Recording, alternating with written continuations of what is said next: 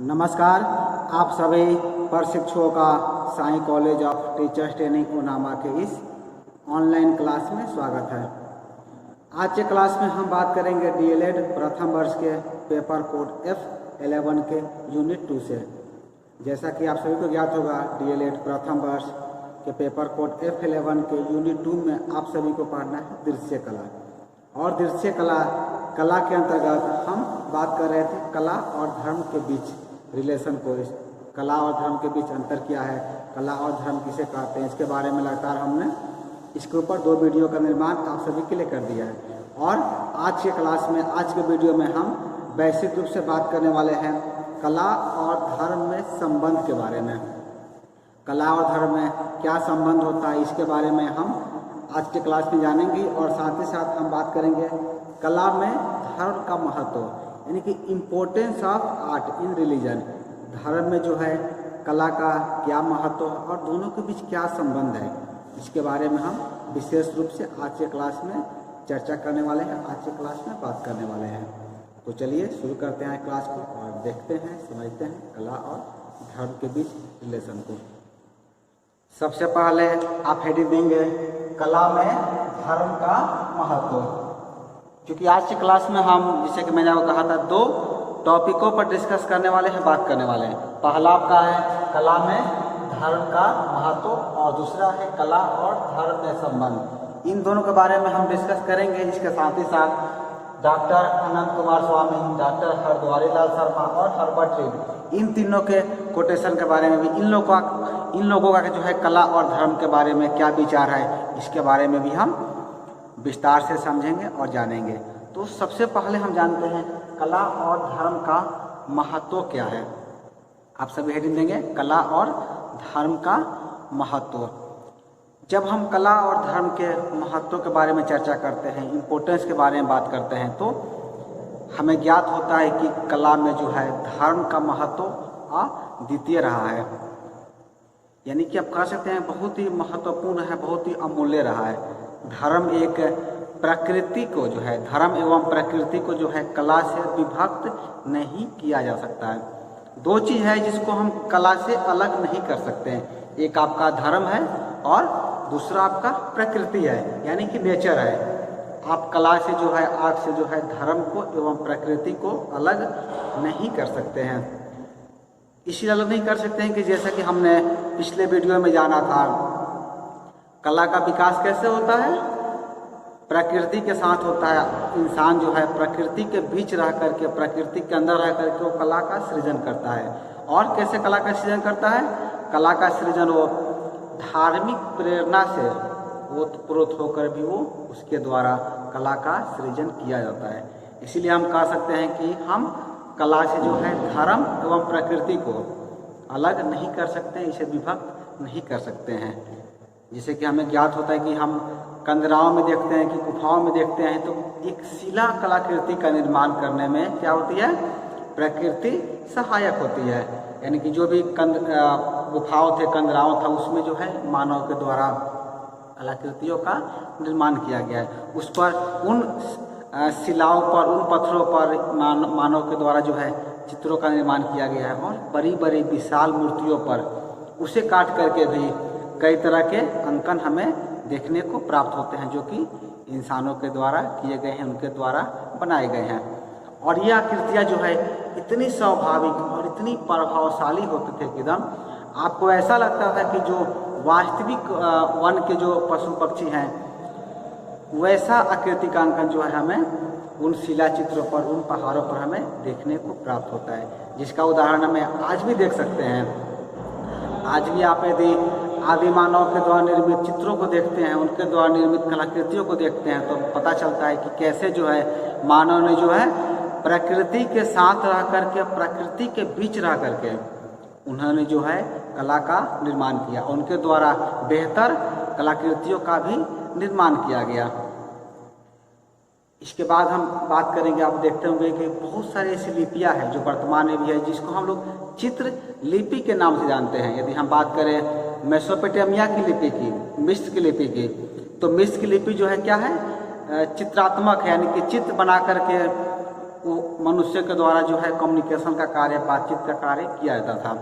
यदि हम वर्तमान की बात करें, वर्तमान परिदृश्य की बात करें, तो आपकी जो चीनी लिपि है, यानी कि चीन के लोग जिस लिपि का प्रयोग करते हैं वो लिपि भी क्या है, वो लिपि भी आपकी चित्रात्मक लिपि के अंतर्गत ही आती है, जहाँ पर जो है आकृतियों के आधार पर अक्षरों की रचना की जाती है। तो हमने यहाँ देखा कला में जो है धर्म का कितना बड़ा इम्पोर्टेंस है, कितना महत्वपूर्ण रोल है, क्योंकि धर्म से ही प्रेरणा प्राप्त करके, धर्म से ही प्रेरित होकर के कलाकार के द्वारा जो है चित्रों का निर्माण किया जाता था और आगे भी किया जाता रहेगा। जैसे कि हमने पिछले वीडियो में आपसे कहा था, धर्म ने जो है अपना प्रचार प्रसार करने के लिए उन्होंने क्या किया, कला का साथ लिया। जितने भी धार्मिक गुरु थे, धार्मिक अनुयायी थे, सबने क्या किया, अपने धर्म का प्रचार और प्रसार करने के लिए उन्होंने कला का साथ लिया। चाहे वो मुगल काल की कला हो या मुगल काल के जो मुस्लिम समुदाय के लोग हो, या फिर बौद्ध धर्म की कला हो, या फिर हिंदू धर्म की कला हो, जो भी हम धर्म को देखते हैं सब में हमें ज्ञात होता है कि उस धर्म के अनुयायियों के द्वारा अपने धर्म का प्रचार प्रसार करने के लिए कला का जो है सहयोग लिया गया, कला का साथ लिया गया और कला के साथ लेकर के उन्होंने क्या किया, अपने धर्म का प्रचार प्रसार किया। चलिए आप इतिहास की क्लास में आपको एक और टॉपिक को डिस्कस करना है, वो है कला और धर्म में संबंध, यानी कि relation between art and religion के बारे में हम भी डिस्कस करेंगे, बात करेंगे। तो आप क्या करेंगे, हेडिंग देंगे कला और धर्म में संबंध।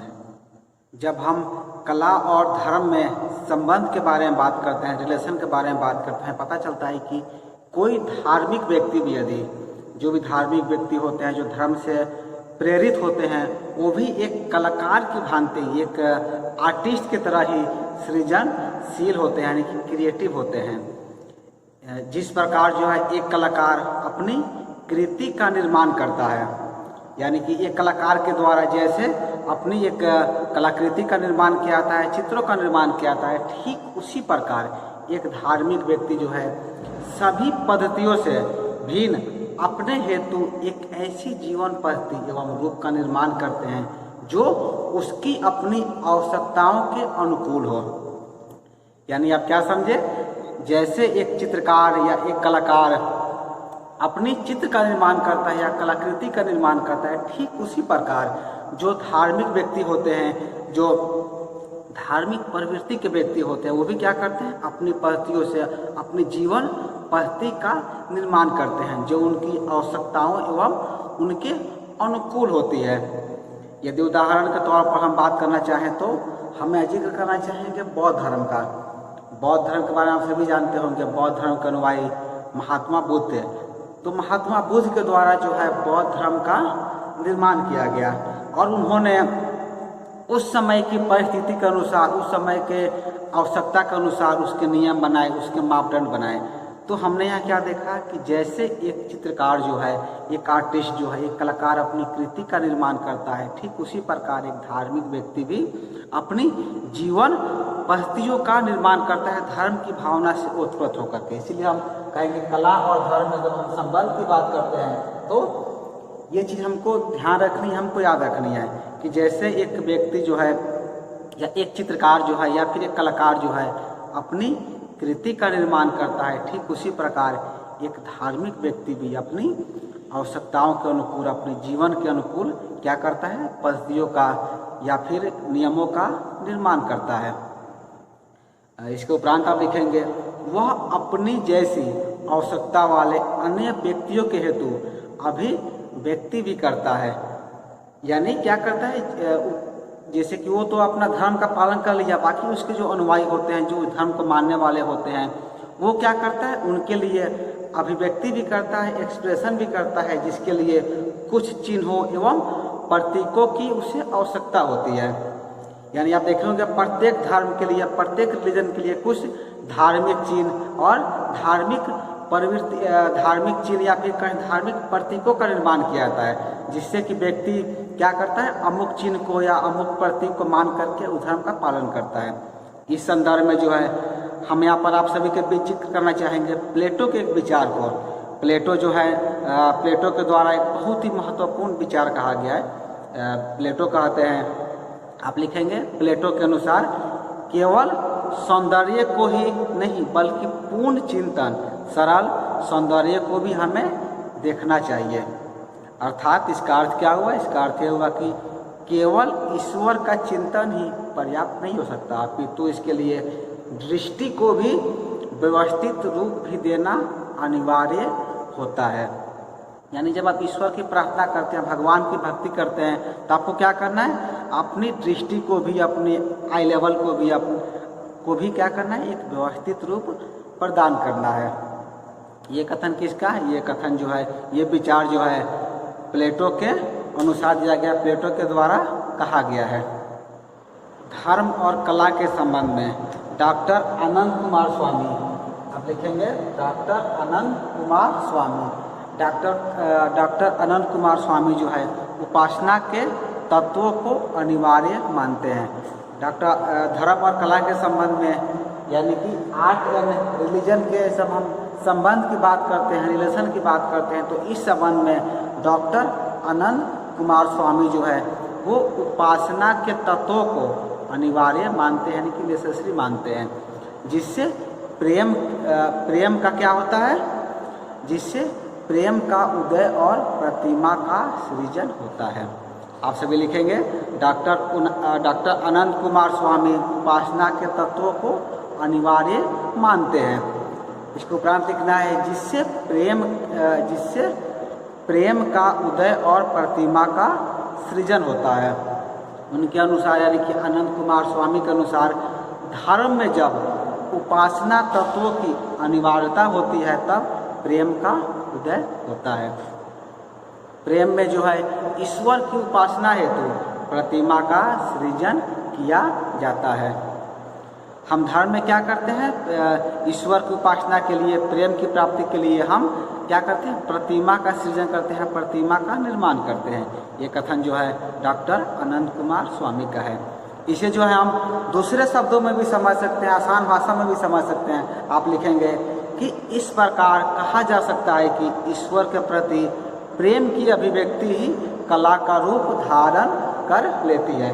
यानी आप क्या समझे? डॉक्टर अनंत कुमार स्वामी के शब्दों को हम और आसान भाषा में समझना चाहें तो आप लिख सकते हैं, या फिर आप समझ सकते हैं कि ईश्वर के प्रति प्रेम की अभिव्यक्ति ही कला का रूप धारण कर लेती है। यानी भगवान के प्रति आपका प्रेम है, भगवान के प्रति आपकी आस्था है, तो वही आस्था जो है कला का रूप धारण कर लेती है। कला का रूप धारण कैसे कर लेती है? जब हमें किसी के प्रति आस्था होता है, किसी के प्रति प्रेम होता है, तो हम उसकी रचना करते हैं, चाहे चित्रों की रचना करें या फिर प्रतिमाओं का निर्माण करें, मूर्तियों का निर्माण करें। तो क्या है ये? मूर्तियों का निर्माण करना, चित्रों का निर्माण करना, ये आपकी कला है। तो जो आपकी धर्म के प्रति जो आपकी आस्था होती है, भगवान के प्रति जो आपका प्रेम होता है, यही प्रेम की अभिव्यक्ति, यानी यही प्रेम की प्रस्तुति जो है क्या होती है? कला का रूप धारण कर लेती है, यानी कि आर्ट का रूप वो धारण कर लेती है, ग्रहण कर लेती है। या फिर चाहे तो आप ये भी बोल सकते हैं कि कला के माध्यम से प्रेम की अभिव्यंजना होती है। यानी क्या होता है? कला के माध्यम से, आर्ट के माध्यम से आप अपने प्रेम को, आप अपने भक्ति भाव को एक्सप्रेस करते हैं, यानी कि प्रस्तुत करते हैं, बताते हैं। तो आप सभी लिखेंगे कि कला के माध्यम से प्रेम की अभिव्यंजना होती है। ठीक है। इसके उपरांत आप सभी को लिखना है कि कला ने धर्म की सहायता की है। यानी क्या किया है? कला के द्वारा इसका सहायता मिला है, धर्म को जो है हेल्प मिला है, धर्म को जो है सहायता मिली है। कैसे सहायता मिली है ये बताने की आवश्यकता नहीं है, आप सभी को ज्ञात होगा, क्योंकि कला के द्वारा ही जो है धार्मिक भावना को, धार्मिक अभिव्यक्ति को जो है प्रस्तुत किया गया है, धार्मिक अभिव्यक्ति को बताया गया है। तो इसीलिए हम कह सकते हैं, आप सभी यहाँ लिखेंगे कि कला के माध्यम से या कला ने ही जो है धर्म की सहायता की है। कला के द्वारा ही हम सुंदर असुंदर देवी देवताओं का स्वरूप कल्पना के आधार पर कला के माध्यम से ही प्रस्तुत करते हैं या प्रदर्शित किया जाता है। वर्तमान में जो भी आप देवी देवताओं को या फिर जिनको भी आप देखते हैं, क्या होते हैं? सुंदर उनकी प्रतिमाएं होती है, देखने में बहुत सुंदर लगते हैं। तो इसका निर्माण कौन करता है? एक कलाकार के द्वारा ही किया जाता है। एक चित्रकार जो है, एक चित्रकार अपने मनोभाव से, अपने सोच करके भगवान को प्रदर्शित करता है, उसे निरूपित करता है। कौन सुंदर है, कौन सुंदर नहीं है, किनको कितना सुंदर बनाना है, किनका स्वरूप कैसा होगा, वो अपनी कल्पना के आधार पर, अपनी सोच के आधार पर वो उन्हें क्या करता है, प्रस्तुत करता है, हमारे समक्ष लाता है। वो यदि हम आदिम अवस्था से बात करें तो प्राचीन काल से लेकर वर्तमान सभ्यता तक कला का जो है इतिहास धर्म के इतिहास के साथ ही साथ चला है। आप सब यहाँ लिखेंगे, आदिम व्यवस्था से लेकर वर्तमान सभ्यता तक कला का जो है क्या हुआ है, कला का इतिहास धर्म के इतिहास के साथ साथ चला है। यानी कि कला का जो हिस्ट्री रहा है वो कैसे रहा है, धर्म के साथ ही चला है, क्योंकि कला जो है धर्म के साथ ही हमेशा आगे बढ़ती रहती है। यानी आप कह सकते हैं जितना जरूरत कला को धर्म को है, उतनी जरूरत धर्म को कला की भी है। यानी दोनों एक दूसरे पर आश्रित हैं, दोनों को एक दूसरे से हम अलग नहीं कर सकते हैं। दोनों क्या होते हैं, एक दूसरे से प्रेरित होकर के काम करते हैं और दोनों जो है एक साथ ही आगे बढ़ते रहते हैं। इसलिए कहा गया है कि आदिम व्यवस्था से लेकर के वर्तमान सभ्यता तक कला का जो है इतिहास धर्म के इतिहास के साथ ही साथ चलता रहता है। कला और धर्म का संबंध जो है स्थिर करना सरल नहीं हो सकता है। इस संदर्भ में जो है और भी कुछ विद्वान हैं जिन्होंने जो है कला और धर्म को परिभाषित किया है, जिनमें सबसे पहला नाम आता है डॉक्टर हरद्वारी लाल शर्मा का। आप सभी लिखेंगे डॉक्टर हरद्वारी लाल शर्मा, जिन्होंने भी जो है कला और धर्म के संबंध में अपने विचार प्रस्तुत किए हैं, अपने विचार व्यक्त किए हैं। डॉक्टर हरद्वारी लाल शर्मा का कहना है कि कला और धर्म में से पहले कौन आया, शायद इसका निर्णय न हो सके। संभवतः ये दोनों आदिम अवस्था में कुछ अंतर से प्रकट हुए। यानी डॉक्टर हरद्वारी लाल शर्मा जी का कहना है, वो कहते हैं कि कला और धर्म में से पहले कौन आया। यदि ये आपसे पूछा जाए कि पहले कला आई कि पहले धर्म आया, तो दोनों के बीच इसका उत्तर देना शायद मुश्किल है कि पहले कौन आया।